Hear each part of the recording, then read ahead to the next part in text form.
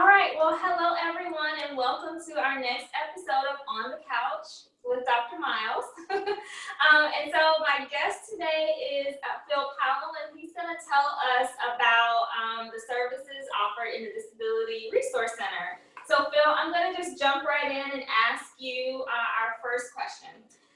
So first, one of Flagler's core values is respectful and inclusive community.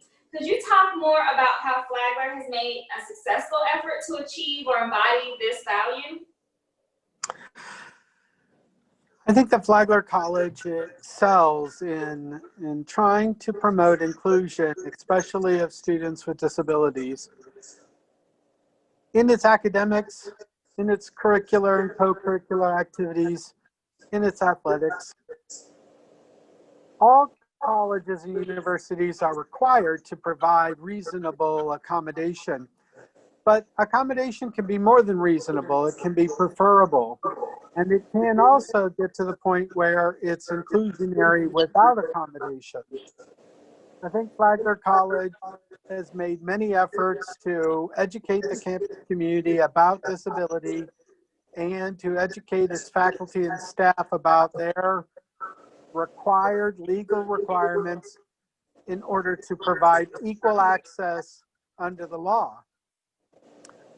In these veins, in these efforts, as part of diversity initiatives, as part of curricular and co-curricular accommodation, as part of education, which is what Flagler College is known for, we have made great strides in making sure that students with disabilities and visitors with disabilities feel welcome on the college campus.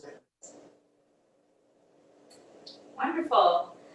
So as it relates to your role specifically, what are some ways that you are ensuring that the Flagler experience continues to be inclusive towards people with disabilities?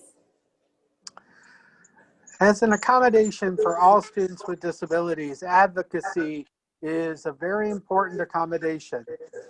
This is me helping the students understand the institutional policies and procedures, help them communicate with their faculty and staff, or communicate on their behalf if necessary. By making it a legal accommodation, I ensure that the institution is providing communication for the student and their accommodation needs. We've made a lot of changes in the Disability Resource Center to make it easier for students with disabilities to request accommodation, provide documentation of their disability, and to communicate with the institution on access issues. I also work with faculty to provide them with modalities that they can use to think about inclusionary educational teaching. I've also put together a training program through PAYCOM for faculty and a separate one for staff that gives them their requirements when it comes to inclusion, but encourages them to think outside the box when it comes to disability. Not just the students, but the visitors and their parents. Okay, wonderful. So when we talk about advocacy, obviously you're doing quite a bit to make sure that Flagler remains accessible. But how can students be active advocates and allies for other students with disabilities? Well, we would really like to start up a new student group, but this has been a little difficult. It's important to remember that people with disabilities are not a homogeneous group.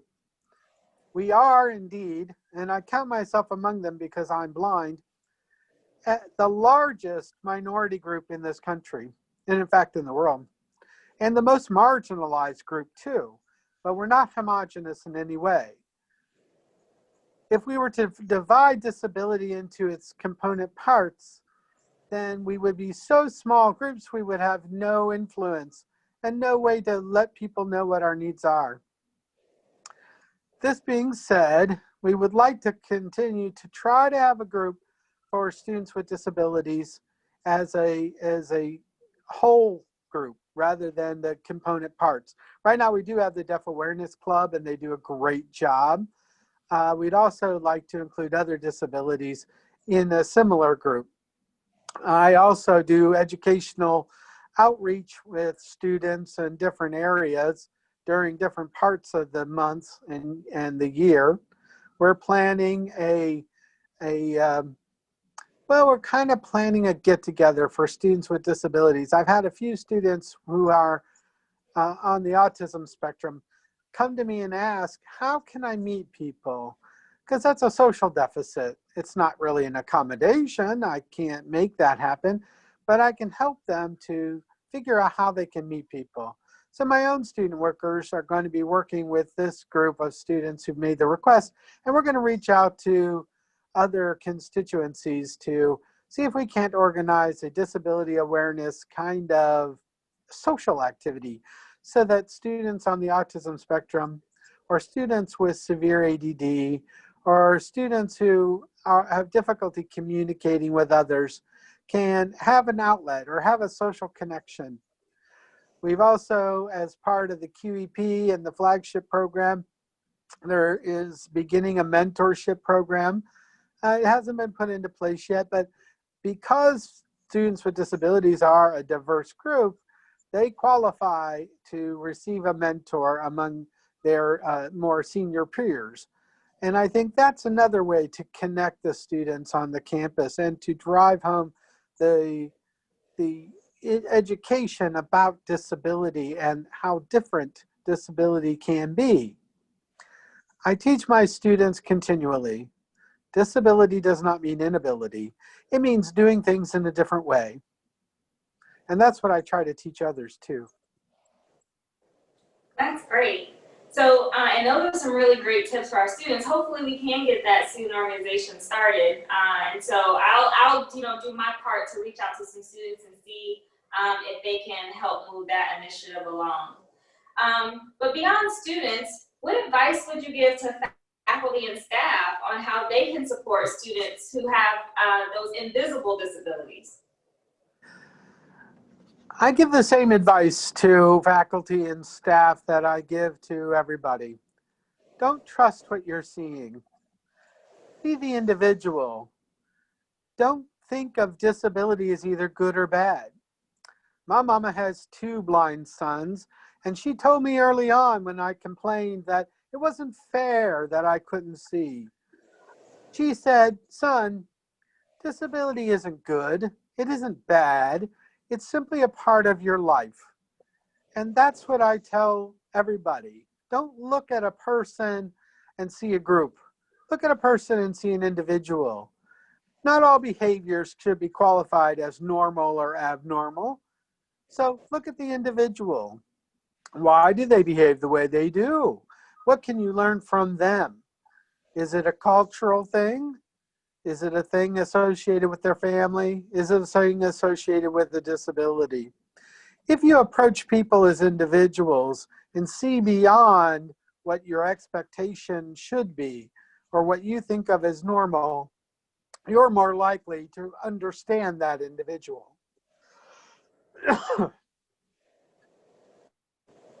Okay, well, it sounds like you had a very wise mother. That's incredible advice. So I do want to ask an unscripted question, because as you were talking, I was thinking about our students who are on the spectrum in particular. I know I've been aware of some students who have come to reach out to you to ask advice about connecting socially. So how would you recommend that a person who may have no experience with someone with autism, what advice would you give that person on how to connect better with someone who's having trouble engaging socially? Well, the individual with the disability or the individual who does not have a disability? The individual who does not have it. Like, what could you tell someone who's never interacted with an autistic person before to help them to make it easier for someone who's trying to engage socially? The first thing I always tell people to do when they're working with students who are on the autism spectrum is to find a commonality or find that interest point that the student with a disability has. What you will find is then they usually blossom out. They want to talk about their interest. They want to understand what you think of their interest. It isn't that they're egocentric, it's that they have such a focused view of many things that it's difficult for them to generalize. Once you find the focus, then you can communicate by associating the focus with the topic that you want to talk about. For instance, if you want to know if a student on the autism spectrum is interested in, say, the math club, but you're not sure how to get there because the student seems distracted or disinterested, then you find out that they really like video games.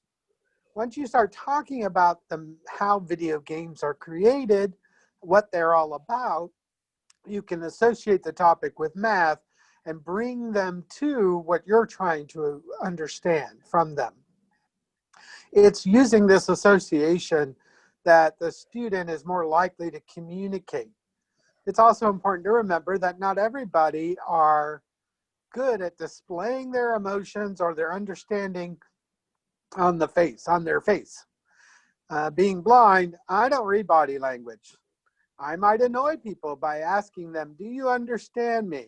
Do you understand what I'm talking about? Am I being clear? But I have to just do that because we take for granted, well, sighted people take for granted, that they can see and read body language and therefore determine without questioning what they want to know. Well, students on the autism spectrum don't often share their emotional affect on their face or if their body language. And they're often miscued by other people's reaction to that. They don't understand and they don't know why they're getting some behaviors that they didn't otherwise warrant. So I advise people, don't think of somebody as always understanding what you're doing and trying to read them, because you're not going to be able to. Instead, inquire. You can be nice, you can be kind, you can still get where you want to go, but you need to ask, am I making sense? Does this make sense to you? I'll tell you a little story. I had a faculty complain that one of the students was not doing his projects. This was at another institution. Photography. And I knew the student to be on the autism spectrum. He was very upset that he wasn't doing his projects. And I said, were they due? Did he not turn them in? He said, no, it's not that. He just doesn't seem to be doing them. So I said, let's come together, because I knew the student wouldn't be able to make eye contact. He would seem shy, even though he really wasn't. And I said, Anthony, are you doing your work? He said, yes. I said, are you done with all your projects? He said, I am. I said, why didn't you show them to the faculty? He said, because he didn't ask to see them, and it's not in his syllabus that they're due. And I turned to the faculty and I said, all you have to do is ask Anthony and he'll tell you whatever you want to know. And the faculty said after this meeting, he said, it just never occurred to me. I would generally say, does anybody have any problems with their projects? And nobody would answer. And Anthony always looked blank. I said, sometimes you can't see what you're looking for. Sometimes you have to ask. Thank you. That's some really great advice, and I appreciate you contextualizing it with that great example. So I'll ask my final question. What would you want to say to students with disabilities who are not utilizing your office yet? The Disability Resource Center has two components involved. One is the legal application of accommodation. If you need an accommodation on the campus from your faculty or to engage in a curricular or co-curricular activity, then you must come through the Disability Resource Center to do that. This provides you with consistency and continuity. Without it, you may be denied that accommodation. It isn't because nobody believes you. It isn't because you don't have a disability that needs accommodation. It's because this is a method that puts us together and makes sure that your legal rights are upheld and that the institution is doing its due diligence. The second part of disability services is my helping students to reach out beyond their disability, to learn different things in a different way. I understand disability. I have been in disability services for 25 years. And I understand the disabilities and I understand how people learn. So whether it's time management, learning strategies, note-taking skills, taking skills, how to communicate with your faculty, how to use your syllabus, how to use your textbook, alternative methods to reading and learning. We can do that here in the Disability Resource Center. And we work together with the Learning Center. We work together with the different constituencies on the campus to make sure that you understand what's available to you. We can't do that if you don't come to us, because under the law, only the person with a disability can disclose they have a disability and they require accommodation. And frankly, it's important to remember that 78% of all people with disabilities are unemployed. This is a big number. And one of the reasons, probably the primary reason, the primary barrier to their inclusion in the employment in this country are attitudinal. These attitudinal barriers keep people from understanding disability. Well, it's not all their responsibility to understand you. You have to also learn, how do you communicate your needs to others? And that isn't something that you just do, and it isn't something that you come already equipped with. The K-12 system isn't designed for that. The K-12 system under IDEA is typically to ensure that people with disabilities have an education. The K-12 system teaches you how to learn.